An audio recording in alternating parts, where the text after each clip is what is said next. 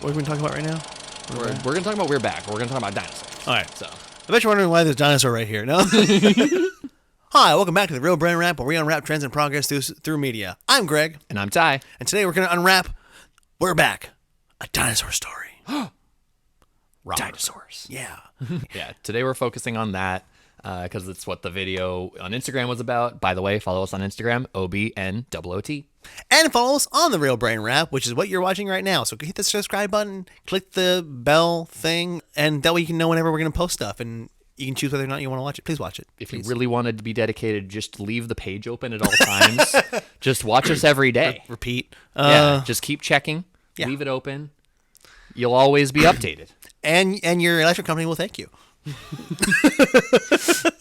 We've talked dinosaurs before. This isn't the first episode. Today we're just doing a focus on We're Back, a Dinosaur Story because of how weird this movie is and how it fits into the influence of the surge of the dinosaur trend in the 90s. Steven Spielberg obviously was very, he started his rise in movie making in the 70s, and then he was reaching great success in the 80s. A lot of it feels like it's ideas that you had as a child that you wanted to see made to fruition eventually.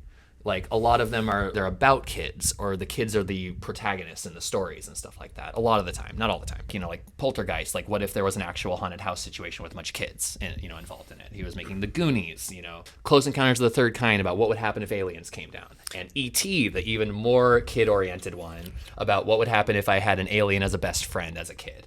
It feels like he was bringing those childhood ideas and dreams to light. And he finally got the chance to do it with dinosaurs, and he did it 3 times.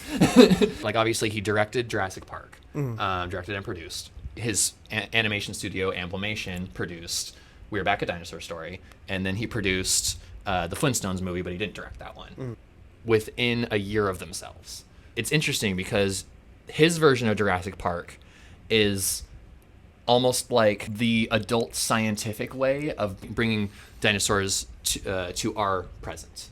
Their future, our present. We're Back, a Dinosaur Story was almost like the kid version of that. Yeah. Because in Jurassic Park, it's very science-oriented. It's about gene splicing and taking different animals and this DNA that they found in frozen amber, which doesn't make sense, but it's fine. It's science fiction. It's science fiction. But it feels more on the an adult-geared side. He made these 2 different movies. One of them seemed more adult-oriented, backed in science fact, with the Michael Crichton book. The weird thing about We're Back, we didn't know this originally, but it was also based on a book. This book was written in 1987, and it was called We're Back, a Dinosaur Story. And it's basically just the plot that they do in the movie. Yeah. I mean, they change it a little bit. It makes more sense that it's based off of a children's book because the ideas feel like they're ones that would have come up with by a child. Oh, yeah. Like a child's, long ambition of being able to see dinosaurs could only be achieved through an alien, a weird time machine, some cereal that makes dinosaurs smart. We mentioned that it's very similar to the original plot. One of the big differences is that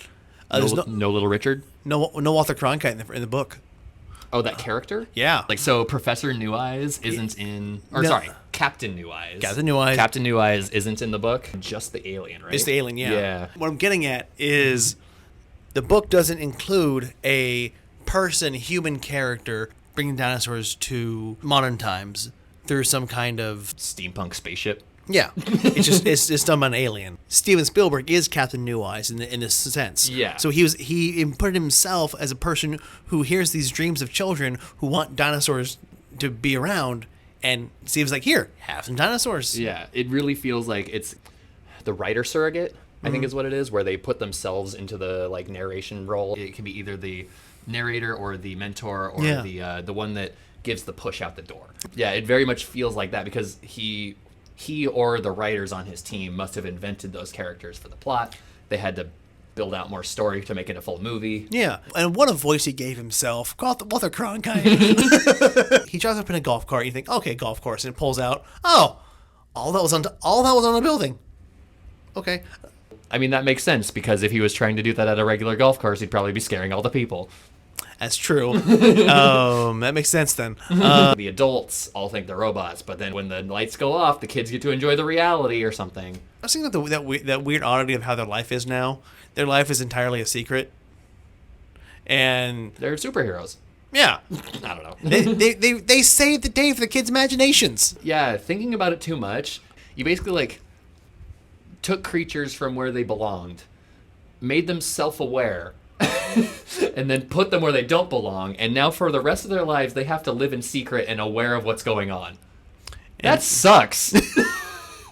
Yeah, they've got nowhere else to progress in life. They've got no DNA to further. They've got no species to further.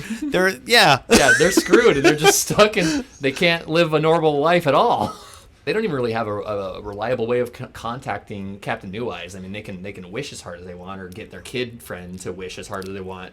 I mean, if they really want to, they can leave a note in a stone and hope he finds it. But he's like, that's it for me. I'm out of here. You guys enjoy your lives. That's pretty much what it was. He just left. Yeah.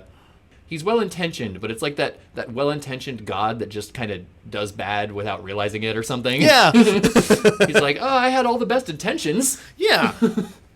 Like the scientists and corporations in Jurassic Park. Just the same. Exactly the same. I love that Steven Spielberg made a film that's primarily showing a way to utilize dinosaurs, something that kids want to see. Because leading up to part of our discussion into the dinosaur trend, it's showing how a bunch of media capitalists, I'm going to say, saw that dinosaurs are a good capital to throw at children. They are a good theme for kids, and we can make a lot of money off this. But Spielberg also the duality of that. There's multiple ways to bring this up. Yes, kids want to see the dinosaurs, but let's not pervert them into a horrifying thing. Yes, some people are going to, but it doesn't mean we have to, or especially for children. Mm-hmm. And he did both. Yeah. Even when he did it for Jurassic Park, it was toned down a lot from the original version. Yeah. And because Spielberg knew that, yes, you can use dinosaurs, and yes, they can be scary, but it doesn't mean you have to make them monsters. Well put. In our analysis of the surges of the trends of dinosaur media, we noticed that it just regularly kept proving itself that kids like dinosaurs. Yeah. We talked about Peter Parley. We talked about the Gertie animation. The fact that they put a dinosaur segment into Fantasia. Even that one, it was like a scary segment. For like a long period of time, that's all dinosaurs were monsters. Yeah. In movies. They were the B movies, they were the Slurposaurs, they were the they were all that stuff. And even though we knew from these other previous examples that kids like dinosaurs and it sells to kids, it took a really long time to get back there for some reason. Yeah. And it took until Don Bluth made Land Before Time, maybe, when it was movie worthy. Yeah. All those toy company shows of the 80s, even Transformers, yeah. Dinobots. Yeah. They just figured it out first.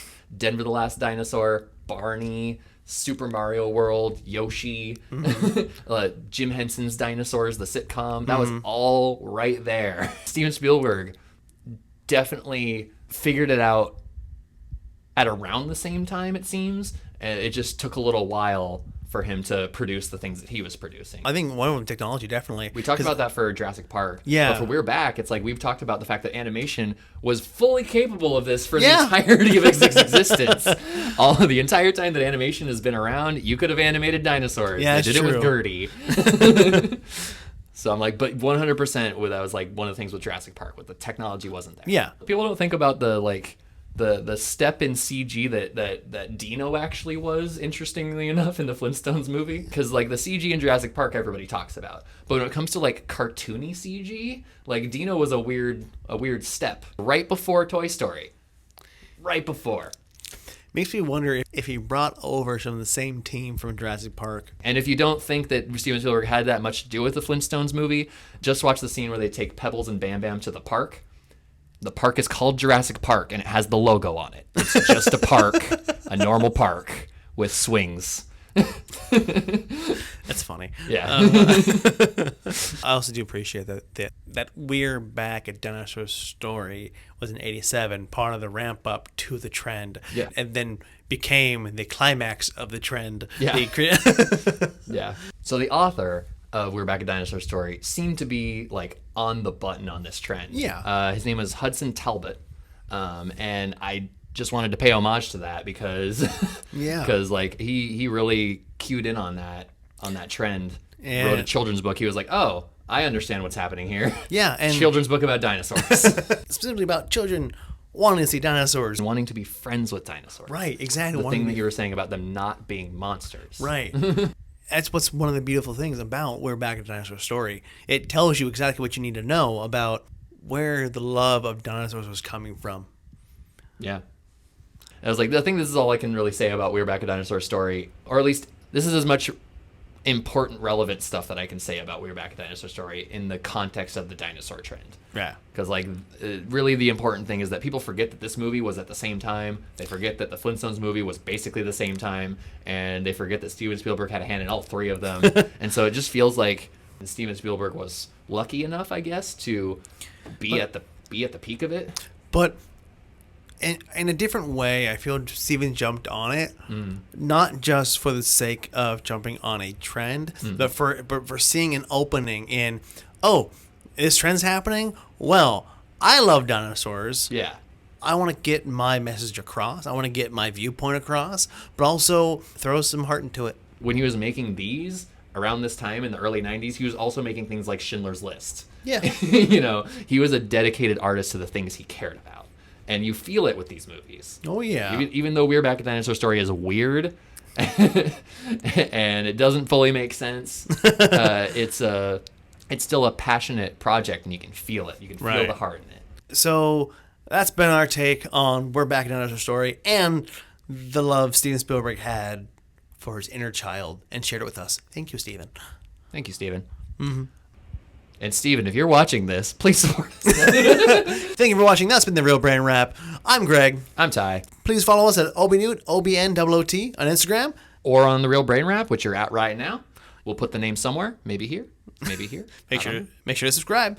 Tune in next time, and where we can officially tell you, we're back. A dinosaur story. Or a time travel story, or an alternate dimension story, or whatever story we have to be talking about that time. Or a one-off Be Real. Anyways, till then, be real.